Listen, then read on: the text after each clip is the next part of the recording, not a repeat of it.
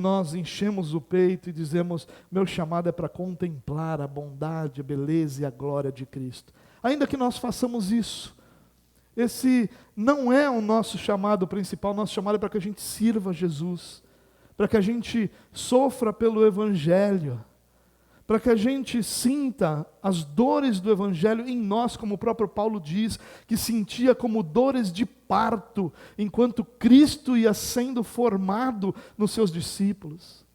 Você imagina o que Paulo está dizendo? Ele está falando de provavelmente a pior dor existente, que é a dor do parto. E ele está dizendo que sua alma doía, como dói uma mulher em parto, enquanto Cristo ia sendo formado nos seus discípulos. Não é um chamado ao conforto, não é um chamado à facilidade. Nós não fomos chamados para que a nossa vida fosse com um escritório na praia, apesar de morarmos na praia. Nós somos chamados para servir, irmãos. Jesus disse que, como odiaram a Ele, os seus discípulos também seriam vítimas de ódio. Que como Jesus foi perseguido, os seus discípulos também experimentariam perseguição, e a história da igreja mostra isso. Mas parece que os bons tempos que o Senhor tem nos dado, tempos de liberdade para cantarmos e adorarmos, tempos de liberdade para expressarmos a nossa fé, tempos de paz na igreja, sem grandes perseguições e grandes lutas, tem feito o nosso coração esquecer que o nosso chamado é para servir a Cristo, ainda que ao custo da nossa própria vida. E falar isso hoje parece uma tolice sem tamanho, parece um absurdo para muita gente, porque o Evangelho tem sido apresentado como um produto a ser consumido. Tem sido apresentado como um produto que resolve, que muda e que transforma a nossa realidade para melhor para nós. O Evangelho não é apresentado como uma realidade de salvação, de transformação, não é apresentado como uma necessidade. Minha maior necessidade é: eu preciso de um Salvador. Sem um Salvador não há esperança para mim. Essa é a grande verdade, a grande mensagem do Evangelho. Todos nós precisamos de um Salvador, e Jesus Cristo é esse Salvador, e quando nós depositamos nele a nossa fé, nele a nossa esperança, nós encontramos descanso para a nossa alma e futuro para a nossa eternidade, ou eternidade para a nossa vida, eternidade diante do Senhor. E nós não podemos esquecer isso, irmãos. E o início de Paulo, do ministério de Paulo, talvez em muitos livros você vai encontrar a afirmação de que Paulo foi o maior líder da história do cristianismo. Eu não sei se a gente consegue medir, mas eu sei que Paulo foi um líder absurdamente influente na sua época e em toda a história da igreja. Todos nós temos a nossa vida espiritual em parte moldada pelo que Paulo ensinou, pelo que Paulo fez, pelas histórias que foram apresentadas através de Paulo.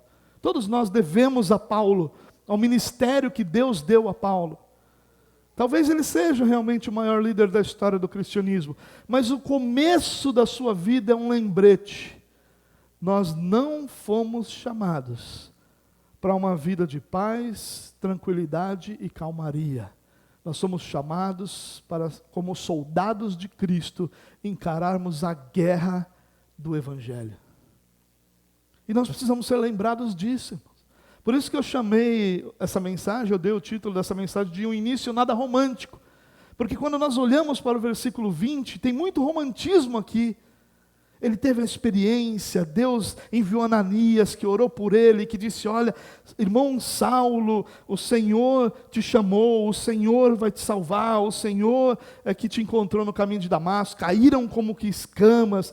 Certamente Ananias fez essa integração de Saulo com os outros cristãos que viviam em Damasco, e ele conheceu novos irmãos, ele conheceu uma fé libertadora e uma esperança renovada, e tudo aquilo que era judaísmo, todo o conhecimento que ele tinha, que ele começou a considerar como nada, em termos de valor para a salvação. Não que ele não considerasse bom conhecimento, mas ele sabia que tudo aquilo não o salvava. E ele teve uma experiência libertadora. E ele logo começa a pregar. Ele começa a pregar E o início da sua mensagem é exatamente a mesma mensagem que fez Jesus ser morto por blasfêmia. Corajoso, cheio de intrepidez, cheio de amor por Jesus, aquilo que nós chamamos de primeiro amor, né? É aquele crente que, quando se converte, toda vez que passa pelo pastor, ele tem uma ideia: pastor, vamos fazer uma reunião de oração, pastor, vamos fazer uma vigília, pastor, vamos fazer isso, vamos evangelizar, meu Deus, vamos comprar a Vila Belmiro, pastor. Crente é cheio de fé. Já viu o crente assim? Você era assim quando você se converteu. Era assim, o pastor via você até: Senhor, me ajuda aqui, porque lá vem um trabalho novo para mim. É assim, é aquele negócio que alegra, que é aquela coisa que enche a igreja, que motiva todo mundo, e ele começa a botar fogo em todo mundo que está ali. E os velhos da igreja, os velhos no sentido de tempos de fé, começam a dizer: rapaz, esse cara chegou agora, está botando fogo. E aí eles se sentem animados também, e vamos que vamos. É um negócio que faz todo mundo ficar incendiado. Só que isso é romântico, porque é legal a motivação, é verdadeira ela, é uma motivação profunda, é um fogo no coração, um coração aquecido pelo poder do Espírito de Deus, e agora não tem medo de nada, e fala com todo mundo, e fala com o porteiro, e fala com o cobrador do ônibus, o cobrador não tem mais, o motorista do ônibus, e fala com todo mundo agora, e vai comprar um cachorro quente, já quer apresentar o evangelho, e vai na pizzaria, quer pegar o garçom para dizer que Cristo é o Senhor, e ele não pode ir para lugar nenhum, todo mundo começa a fugir dele. No almoço de domingo, ninguém quer sentar do lado dele, que ele quer falar de Jesus, Jesus, Jesus. É romântico, é bonito, é maravilhoso. Só que isso dura pouco, porque a realidade do nosso chamado não é essa beleza que às vezes nós somos levados a crer por conta do início da nossa vida e da nossa história, do início do nosso chamado, do início da nossa caminhada. Ao contrário, logo as lutas vêm, logo as dores vêm, logo a igreja que nós achávamos que era uma filial do céu, a gente percebe que é um hospital cheio de gente doente, cheio de gente em tratamento, cheio de gente que Jesus está amassando e está moldando. É uma barreira, um bom de barro amassado, e nada de bom. E você olha para o lado, e aquele irmão que você achava que era o santarrão, vice-anjo, você olha para ele e vê que Deus está amassando ele, e ele está lá sofrendo. É assim a vida, irmãos. Não tem romantismo no Evangelho. Evangelho é doído. Como diriam lá no Nordeste, Evangelho é para cabra macho, ou para mulher macho, sim senhor. É para gente de coragem, é para gente de casca dura, é para gente que aguenta porrada. O Evangelho não é para gente romântica, não é para gente que olha o mundo e diz: que coisa bela, a vida é bela, Jesus vai mudar tudo. Não é. Aliás, havia uma linha teológica de que Deus estabeleceria o seu reino na terra através da igreja, no sentido da igreja transformar a sociedade, ao ponto de que viraria uma espécie de reino de Deus. E as duas primeiras guerras mundiais acabaram com essa ideia, acabaram com esse sonho, que mostraram que por mais que a igreja tentasse, se esforçasse, pecadores sempre conseguem estragar tudo. E as guerras mundiais fizeram isso. Milhões morreram na Segunda Guerra Mundial, milhões. E a gente olha e vê, a igreja não vai mudar o mundo no sentido da sociedade se tornar perfeita. Não, é Cristo que vai fazer isso, como o leão da tribo de Judá, como o rei dos reis, que vai governar sobre todo o rei dessa terra e colocar tudo no seu devido lugar. Irmãos, nós precisamos perder o romantismo, mas sem perder também a convicção do nosso chamado. Não é uma questão de olhar para o Evangelho como algo ruim, mas olhar para o Evangelho como um chamado para que a nossa vida seja comprometida com o Evangelho, custe o que custar. Dá uma olhadinha no que esse texto continua dizendo, versículo 21. Todos os que o ouviam ficavam perplexos e perguntavam: não é ele o homem que procurava destruir em Jerusalém aqueles que invocavam esse nome? E não veio para cá justamente para levá-los presos aos chefes do sacerdote? O começo do seu chamado, ele vai ter sempre esses dois elementos. Um elemento de espanto, onde algumas pessoas vão olhar e vão dizer: fulano? Agora é da igreja? Porque eles dizem da igreja. Não vão dizer: fulano foi chamado pelo Senhor e agora pertence à comunidade da fé. Eles não vão dizer isso. Vão dizer: fulano é da igreja. Fulano foi para a igreja? Não acredito. Mas ao mesmo tempo, junto com isso, vem uma dúvida, vem as perguntas, vem os questionamentos. E essa talvez seja a primeira grande lição. Se você tem convicção do teu chamado, de que Deus te chamou, de que você foi chamado para servir o Senhor, os questionamentos e as dúvidas vão ser o primeiro grande teste para o seu chamado. E muita gente fica nisso. Muita gente fica porque assim é a vida, irmãos. Eu estive com um garoto esses dias que joga futebol e conversando com os pais dele, os pais diziam: olha, eu escuto cada coisa sobre meu filho. E aí ela citou uma série de coisas ruins que ela escuta sobre o filho que é jogador, por causa da condição física dele e tal. E eu fiquei olhando aquilo, né? E eu disse a eles, eu falei: olha, todas essas coisas que dizem sobre o seu filho, expressa o que as pessoas pensam sobre ele, não quem ele é. E é a mesma coisa conosco, irmãos. O que qualquer pessoa pensa sobre você, expressa o que essa pessoa pensa, não quem você é. E essas dúvidas e questionamentos e desconfianças que vêm sobre a nossa conversão e sobre o nosso chamado e sobre a possibilidade de nós servirmos ao Senhor é o nosso primeiro grande teste a ser vencido.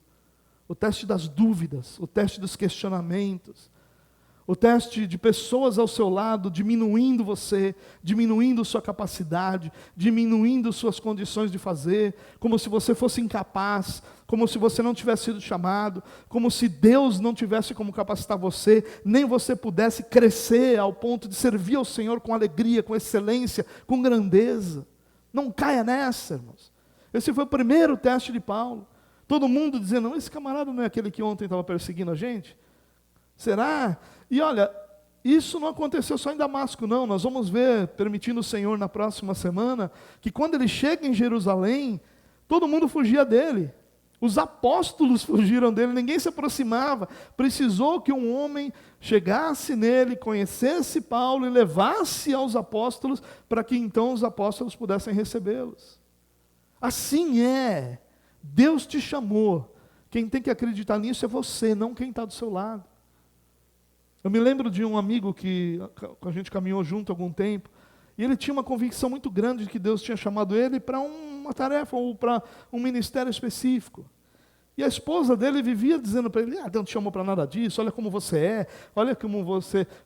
Aí todas as vezes que ele errava, ela dizia assim: é assim que Deus te chamou para fazer tal coisa?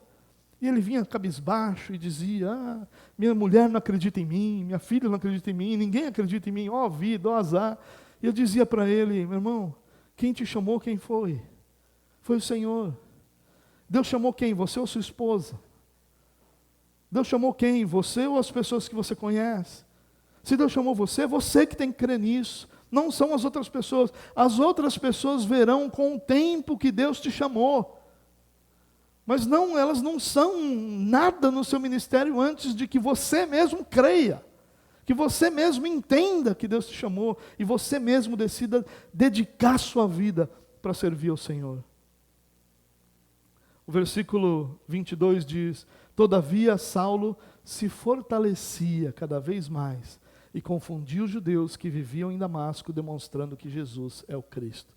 Olha que interessante, ele se fortalecia cada vez mais. O que Paulo está fazendo ali?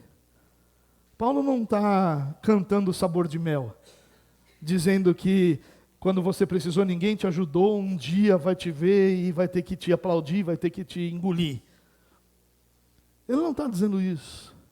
Paulo está se fortalecendo. Sabe o que é se fortalecer? Paulo está conhecendo mais o Senhor, Paulo está conhecendo mais a palavra, Paulo está se conhecendo mais, Paulo está entendendo melhor aquilo que Deus chamou ele para fazer. Paulo está gastando tempo com o Senhor, irmão. Paulo está gastando tempo diante da palavra. Paulo está gastando tempo em entender o que o Senhor tem para ele. Tempo que parece que a gente nunca tem. Parece que a gente nunca tem esse tempo, a gente tem tanto tempo para tantas coisas. A gente só não tem tempo para crescer no Senhor. A gente consegue tempo para fazer tudo aquilo que nos é importante. Mas parece que sempre, quando chega na vez do Senhor, o tempo acaba. Parece que sempre quando é a hora de nós nos fortalecermos. E aqui, a ideia principal do fortalecer aqui é que Paulo continuava crescendo, se alimentando. Essa é a ideia do fortalecer aqui. Paulo continuava se alimentando de Cristo, da igreja, da comunhão. Paulo se fortalecia. Paulo fortalecia os seus relacionamentos. Paulo fortalecia o seu entendimento. Paulo fortalecia a sua capacidade de entender quais eram suas dificuldades e o que Deus tinha para ele. Irmãos, isso é tão importante. É tão fácil a gente olhar para as críticas e desanimar, ou olhar para as críticas e partir para a briga. Mas Paulo não fazia isso, Paulo se fortalecia. Paulo se alimentava de Cristo, da palavra, da comunhão da igreja, para que ele crescesse e pudesse servir ao Senhor com alegria. E a gente precisa disso, irmãos. Nós precisamos nos fortalecer. E o que fortalece a nossa vida são as nossas disciplinas espirituais. É o nosso momento devocional, de leitura, de oração. É o nosso momento de comunhão com a igreja.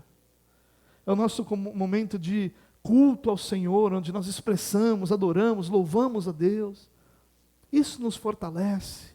É o nosso tempo de estudo da palavra, de gastar tempo ali, dizer, Senhor, eu quero entender essa palavra, eu quero aprender. Se é isso que está sendo ensinado, eu vou entender isso, eu vou buscar aprender isso. Mas como é que nós podemos querer, irmão, excelência e qualidade em alguma coisa que nós não dedicamos tempo? Assim é no seu trabalho, assim é em cada um dos seus relacionamentos e suas atividades. Para os nossos músicos, como é que a gente pode imaginar um músico que cresça se ele não gasta tempo em ensaio? Nós sabemos que não acontece. Então, quando você vê um músico aqui na frente, crescendo, se desenvolvendo, performando melhor, você pode ter certeza que fora daqui, quando ninguém está vendo, ele está ensaiando, ele está se preparando, ele está se dedicando. Porque o crescimento não acontece à toa, por acaso. Você não dorme e acorda sabendo. Você dedica tempo para que saiba, para que cresça, para que aprenda. Paulo se fortalecia, Paulo gastava tempo em crescer diante do Senhor, diante da igreja, diante da palavra. E o texto continua. Bom, ele se fortalecia e confundia os judeus, ou seja, os judeus ficavam perdidos, porque Paulo tinha argumentos para conversar, Paulo tinha argumentos para anunciar, para mostrar que Jesus era o Cristo. Decorridos muitos dias, os judeus decidiram de comum acordo matá-lo. Aqui tem duas coisas. Primeiro, esse decorridos muitos dias, irmãos, parece que ele ficou alguns dias lá, ou poucos dias, e continuou a história. Não é isso. Lá em Gálatas, capítulo 1, Paulo vai dizer que nesse período que ele esteve em Damasco, ele foi para a Arábia, passou algum tempo lá, onde ele aprendeu diretamente do Senhor, diretamente de Cristo. Por isso ele é apóstolo, porque uma das características do apóstolo é ter aprendido diretamente de Cristo e não de outro discípulo. Nenhum dos apóstolos aprendeu de outro mestre que não o próprio Cristo, e por isso Paulo é discípulo, e por isso não existem discípulos hoje, mas por isso Paulo era apóstolo, e por isso não existem apóstolos hoje, discípulos existem. E Paulo era apóstolo porque o apóstolo uma das características é aquele que aprendeu diretamente de Cristo. E ele vai para a Arábia, onde diretamente de Cristo ele é discipulado, e volta. E esse período entre a conversão de Paulo e ele ir para Jerusalém, lá no versículo 26, Entre o versículo 19 e o versículo 26 tem cerca de 3 anos. 2 anos e alguma coisa, já que o tempo era contado de uma outra forma, né? Participou de 3 anos, esteve presente em 3 anos diferentes. Mas olha que interessante, irmãos. Ele foi aprender de Cristo. E quando ele volta, imagine você vai para uma outra cidade e de Cristo você aprende diretamente. Que coisa fabulosa, né? Imagina, é por isso que ele fala sobre as revelações, sobre a grandeza dela, sobre o espinho na carne, para que não se engrandecesse, se orgulhasse, se exacerbasse por causa dessas revelações. Imagina a grandeza do que ele aprendeu direto com Cristo. E ele volta, o que acontece com ele? Ele descobre que os judeus decidiram de comum acordo matá-lo. Você percebe que o romantismo vai embora? Você percebe que toda aquela ideia de que, olha, tudo vai dar certo, vai ser tudo bom, tudo tranquilo. Porque às vezes a impressão que a gente tem é, eu vou servir a Deus. E parece que a gente vai como Moisés, né? Pisando e o mar vai se abrindo. Né? E tudo vai se abrindo. E os anjos vão cantando ao redor. Os passarinhos vão rodeando. E tudo, mas não. Decidiram matar Paulo. Você entende a gravidade disso aqui? O homem acabou de dedicar a sua vida a Cristo, acabou de se dedicar ao Senhor, acabou de colocar todo o seu compromisso em Cristo, aprendeu de Cristo, está se dedicando à igreja, e ele descobre que decidiram, em comum acordo, matá-lo.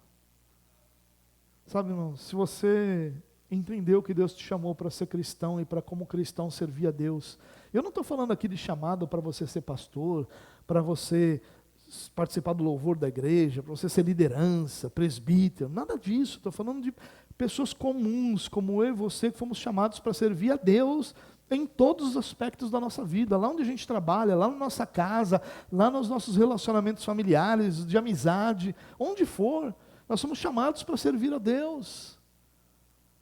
E se você acha que esse chamado é um chamado onde você não vai encontrar oposição, onde você não vai encontrar pessoas que vão se levantar contra você, você não entendeu nem o que é o Evangelho. Sabe por que esses judeus se levantaram? Não é porque eles não gostavam de Paulo, ou porque Paulo estava fazendo alguma coisa que os incomodava. É pela mesma razão porque nós somos perseguidos. O Evangelho mexe com estruturas que tira poder de pessoas. O Evangelho mexe no bolso de pessoas.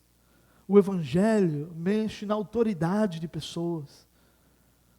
O sistema que está ao nosso redor, ele é desfeito quando a liberdade do Evangelho alcança alguém. Era esse o problema. Paulo está pregando, esquece esse negócio de judaísmo. Viva livre com Cristo e sirva a Cristo até a morte. Imagine, milhares de pessoas viviam disso. Jerusalém vivia disso, irmãos. Jerusalém vivia de turismo religioso. Você acha que Jerusalém tinha o quê? Tinha alguma fábrica lá? Jerusalém vivia de turismo religioso. Vivia de milhares de pessoas que pelo menos 3 vezes ao ano participavam de uma das grandes festas. 7 grandes festas, ou 7 festas importantes, pelo menos, se comemoravam em Israel na época de Jesus. Vivia disso. Quando você fala do Evangelho, irmãos, você está falando de quebrar um sistema que aprisiona pessoas.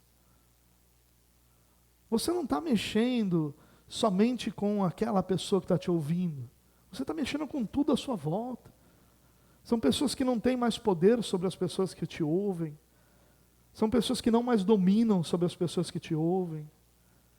São pessoas que agora podem pensar, são pessoas que agora podem sentir, são pessoas que agora podem sonhar, são pessoas que agora vão viver livres. E ninguém gosta disso, porque tudo nesse mundo se resume a poder, irmãos. É a isso que se resume esse mundo, a pessoas que querem ter poder sobre outros. Seja ele financeiro, seja ele social, seja ele político, seja como for, pessoas querem ter poder. Então não se engane, achando que você vai pregar o Evangelho às outras pessoas, e isso vai passar impune, como se você estivesse fazendo uma coisa boa. Porque as pessoas que vão ser atingidas por isso vão se incomodar com o que você está fazendo. Nós estamos falando de algo que a Bíblia chama de guerra espiritual. E a gente trata isso como se não tivesse problemas, como se não tivesse dificuldade. Você foi chamado, é verdade. E se você crê nisso, e se você quer se servir a Cristo com a sua vida, se prepare, porque isso vai mexer em muito vespeiro que vai voltar para picar você, vai voltar para pegar você. No caso de Paulo, decidiram de comum acordo matá-lo. Talvez muito mais grave do que façam conosco. Mas isso não quer dizer que a gente passe impune. Não tem romantismo.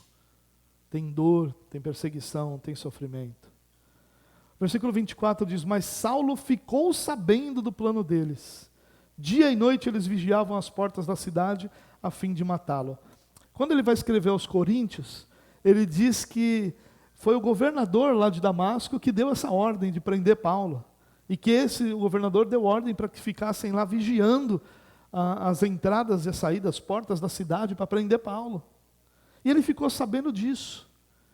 E você percebe que Paulo aqui, ele não faz outra coisa senão confiar no Senhor. Paulo não vai procurar uma solução política, Paulo não vai procurar uma solução diplomática, Paulo não vai fugir, Paulo não vai fazer nada. Paulo vai confiar no Senhor. Tudo que Paulo faz é confiar no Senhor. Irmão, se Cristo te chamou para servir a Ele, não importam quais são as adversidades que você esteja enfrentando, confia no Senhor. Toda dificuldade passa, porque é o Senhor que governa sobre tudo. Não se desespere, não abandone, não se frustre, não se chateie. Ame ao Senhor que te chamou e confie nele acima de todas as outras coisas. O Senhor vai te dar condição, clareza, direção para que as coisas se encaixem na sua vida. O Senhor. Meus irmãos, é tão triste a quantidade de irmãos que nós encontramos frustrados no Evangelho. Frustrados por uma série de razões. 90% das pessoas que nós recebemos aqui na Eclésia, a primeira coisa que eles dizem para a gente é: pastor, eu quero ficar aqui, mas eu quero ficar sentadinho ali quieto, não quero saber de me envolver em nada. Aí eu penso na minha cabeça, né? Porque você sabe que eu posso não pecar para você, mas na minha cabeça eu peco à vontade, né? E aí eu penso assim, poxa, chegou na minha vez, o cara quer ficar quieto? Pô, quando não era a minha vez, o cara ia na igreja de segunda a segunda, de manhã, de tarde, de noite. Ele dava o dízimo, trízimo, quadrízimo, dava oferta alçada. Ele chega aqui, o cara quer ficar sentadinho, quieto. Não, senhor, não aceito isso não. Aí eu ponho Deus contra a parede. Brincadeira, calma. Me empolguei. Mas eu olho para essa situação e eu entendo por quê. Porque também um dia quis isso. Um dia também sonhei com isso, sentar e ficar quieto. Mas sabe, irmãos, essa frustração todos nós experimentamos ou continuaremos a experimentar com a igreja, com liderança, com ministério, com tudo à nossa volta. E a gente só tem uma escapatória: confiar no Senhor. Confie no Senhor. Aquele que te chamou é poderoso para te sustentar. Aquele que te chamou é poderoso para te conduzir. Aquele que te chamou é poderoso para realizar. Não é você que desenvolve seu ministério. É o Senhor que desenvolve o seu ministério enquanto você está no meio dele. Mas é o Senhor. Não somos nós, é o Senhor. Confie nele. Dedique sua vida ao chamado de Deus para a sua vida. Tenha alegria em fazer o que o Senhor colocou nas suas mãos. Não sofra por isso, no sentido de lamentar. Não é nenhuma dor, não é nenhuma angústia, não é nenhum peso, é um privilégio. O Senhor podia fazer tudo isso sem nós, mas decidiu nos chamar, sabendo que quando Ele nos chama, Ele tem dois problemas: o ministério que a gente tem e a gente mesmo. Ele podia ter um só, o que tinha que ser feito. Agora ele tem o problema do que tem que ser feito e a gente atrapalhando o que tem que ser feito. Mas ainda assim aprove a Deus nos chamar, aprove a Deus nos amar e nos constituir ministros do Senhor, sacerdotes do Senhor. Olha que coisa bela. Um dos pontos fundamentais da Reforma Protestante foi o sacerdócio universal dos crentes. Quando os reformadores vão dizer, entre as palavras, isso é muito mais profundo do que só uma expressão que eu vou usar, mas em outras palavras o que eles diziam era que agora todos os cristãos têm um chamado para apresentar a Cristo, para representar a Cristo e para levar a Cristo onde estiverem, fazendo o que estiverem, quando for,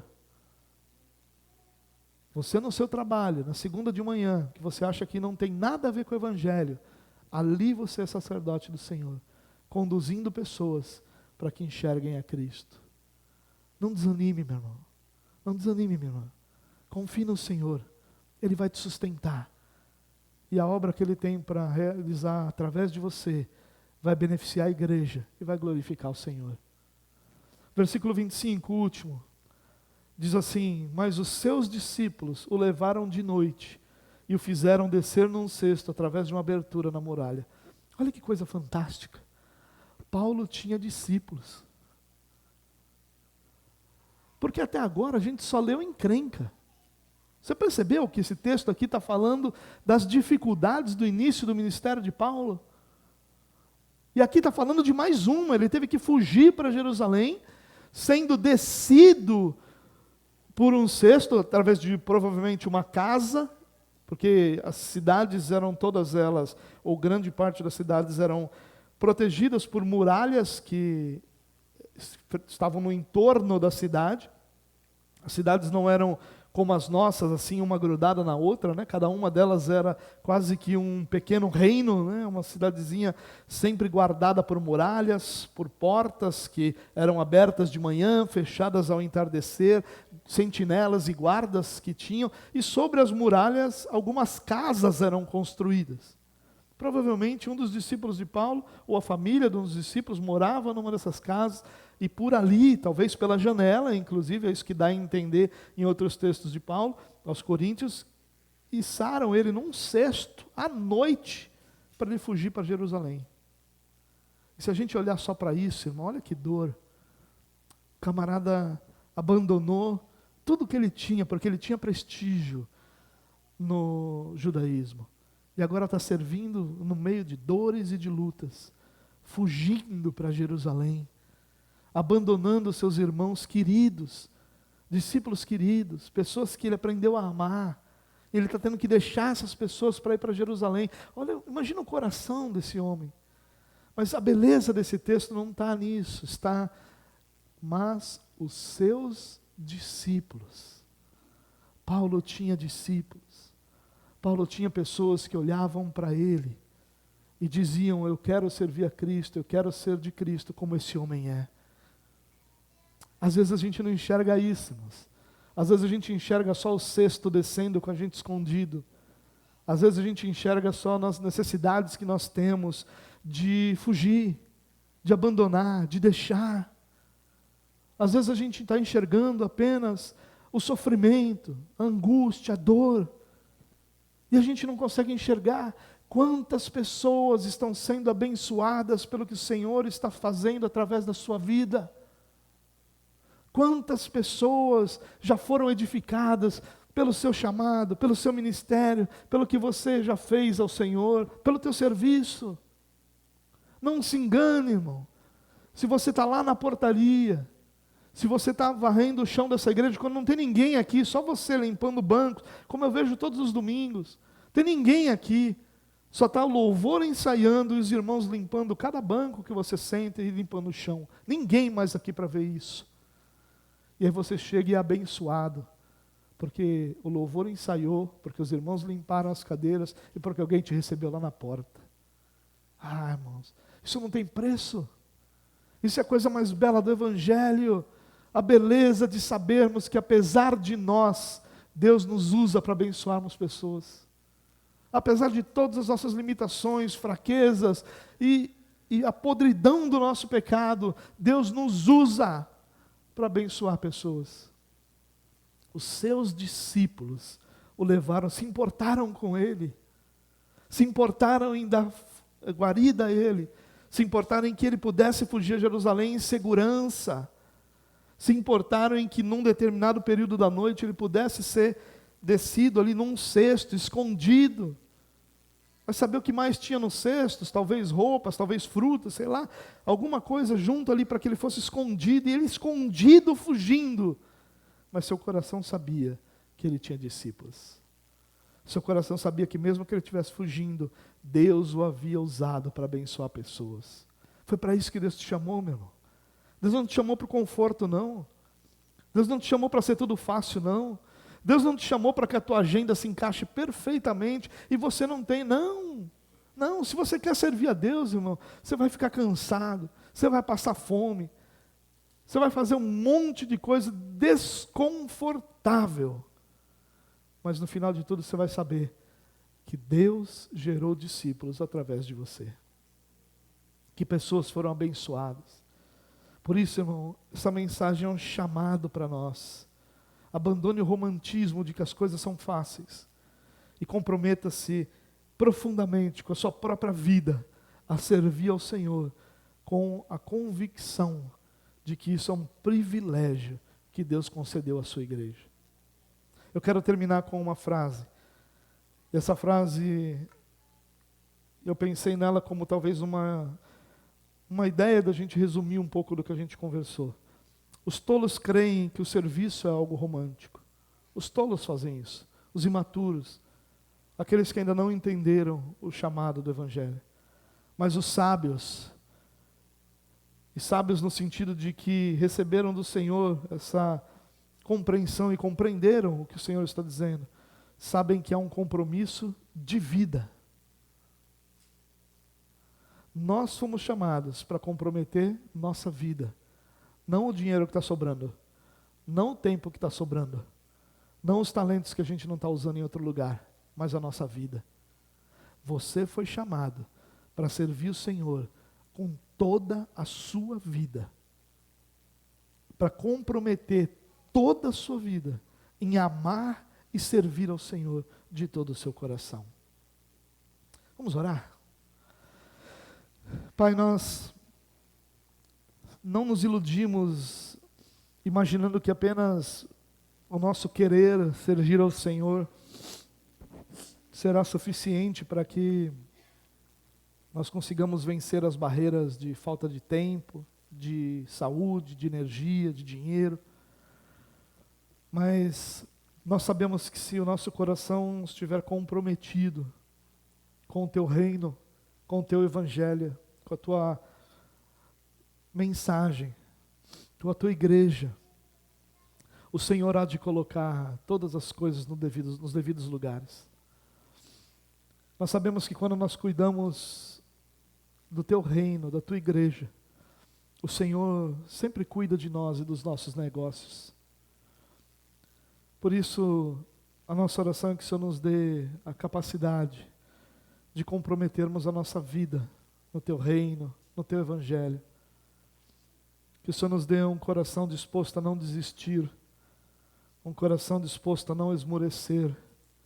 Nos dê a alegria de vermos nossos discípulos caminhando com o Senhor, caminhando diante do Senhor, caminhando para a glória do Senhor.